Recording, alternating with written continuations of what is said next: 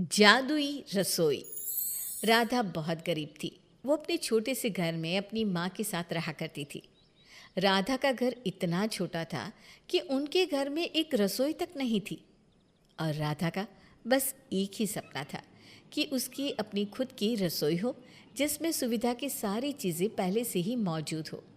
ऐसे ही एक दिन राधा मिट्टी के चूल्हे पर खाना बना रही होती है और खाना बनाते हुए एक गहरी सोच में डूब जाती है। न जाने मेरी शादी कहाँ होगी, कैसे घर में होगी।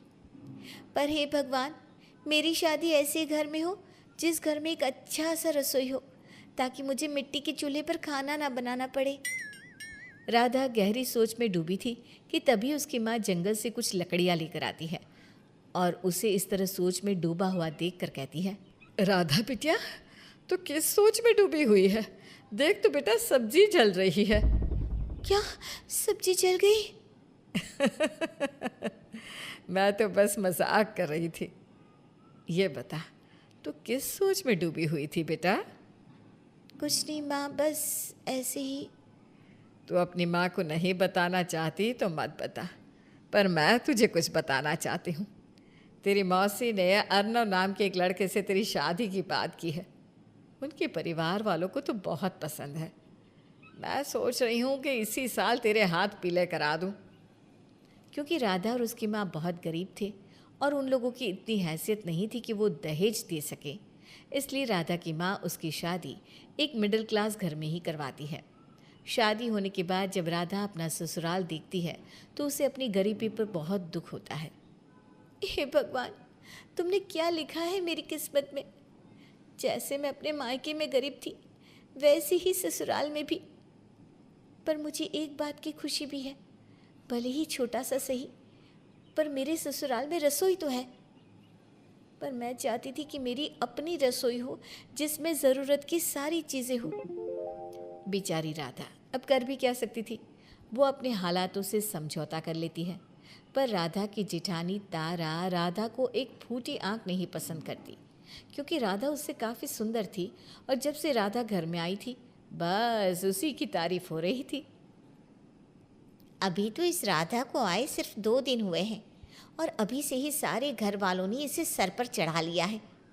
अगर ऐसा ही रहा तो एक दिन इस घर में मेरी इज्जत कम हो जाएगी और अपनी इज्जत बनाए रखने के लिए मुझे इस राधा को सबकी नज़रों में गिराना ही होगा।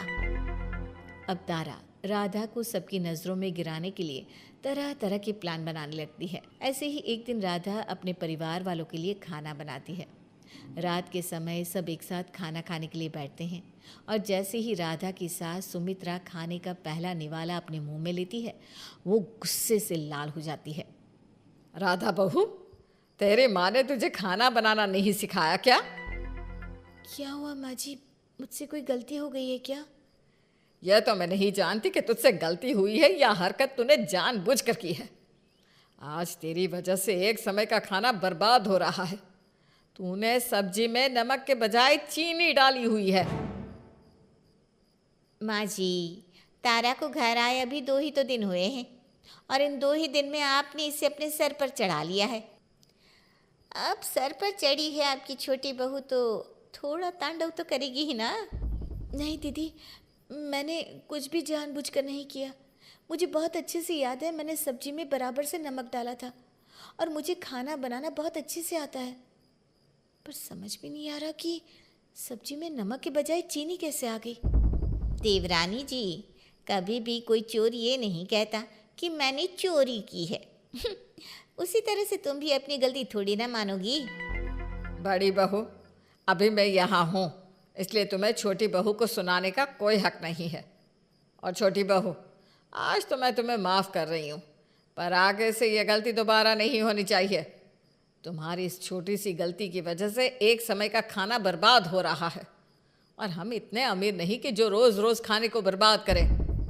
इस तरह से सुमित्रा राधा को एक आखिरी वार्निंग देकर चली जाती है। बेचारी राधा को तो समझ में ही नहीं आता कि आखिर खाने में नमक की जगह चीनी कहाँ से आई। पर राधा पुरानी सारी बातों को भूल जाती है और अगली रात जब फिर राधा खाना बनाती है तो तारा उसकी गैर मौजूदगी में रसोई में जाकर खाने में नमक मिर्च भर देती है। माँ जी, आज तो मैंने खाना बनने के बाद सबसे पहले खुद टेस्ट किया है। आज खाने में किसी भी तरह की कोई कमी नहीं है। फिर तो बहुत अच्छी बात है बहू। इतना बोलकर जैसे ही सुमित्रा खाना खाती है तो उसकी जीभ जलने लगती है और इस बार सुमित्रा का गुस्सा 7वें आसमान पर पहुंच जाता है। बहू, आज तो तुमने हद ही कर दी। तुमने ठान लिया है क्या हमें बर्बाद करने का?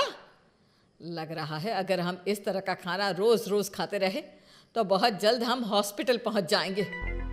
पर माँ जी, आज तो खाना बिल्कुल सही बना है। अगर खाना सही बना है तो मैं तुम्हें सजा देती हूँ कि आज का सारा खाना तुम अकेले खत्म करोगी। सुमित्रा राधा को डांट कर चली जाती है और तारा भी मुस्कुराकर वहाँ से चली जाती है। राधा को अब भी समझ में नहीं आता कि आखिर ऐसा क्या हुआ कि सुमित्रा उसके ऊपर इतनी भड़क उठी। अब जैसे ही राधा खाना खाती है तो उसे पता चल जाता है कि आखिर क्या वजह थी जो सुमित्रा ने उसे डांटा। खाने में कितना सारा नमक और मसाला भरा हुआ है, पर मैंने तो खाना बिल्कुल सही बनाया था।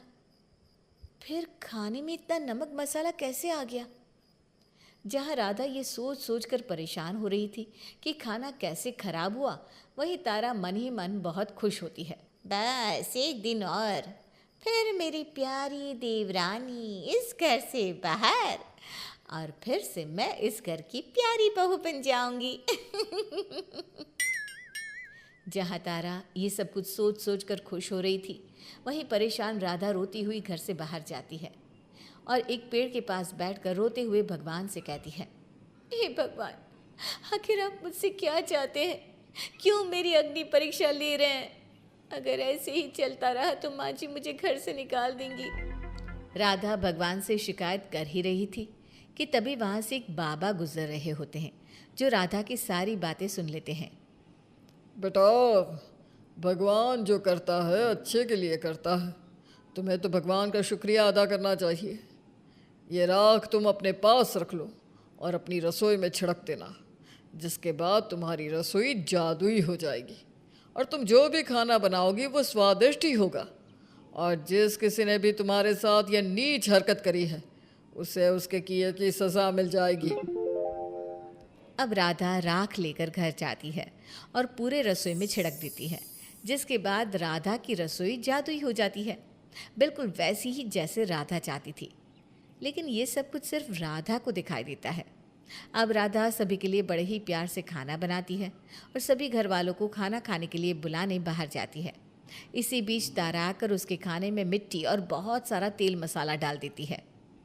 अब आएगा ना मज़ा, जब माँ जी इस राधा की बच्ची को धक्के मारकर घर से बाहर निकालेंगी। ये सोचकर तारा रसोई से बाहर आती है।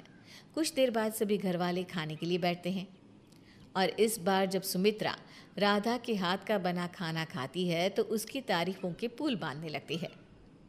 बहू, आज तुमने साबित कर दिया कि मैंने इस घर के लिए तुम्हें चुनकर बिल्कुल सही किया है। आज आपको मेरे हाथों का खाना अच्छा लगा, ये सुनकर मुझे बहुत अच्छा लग रहा है।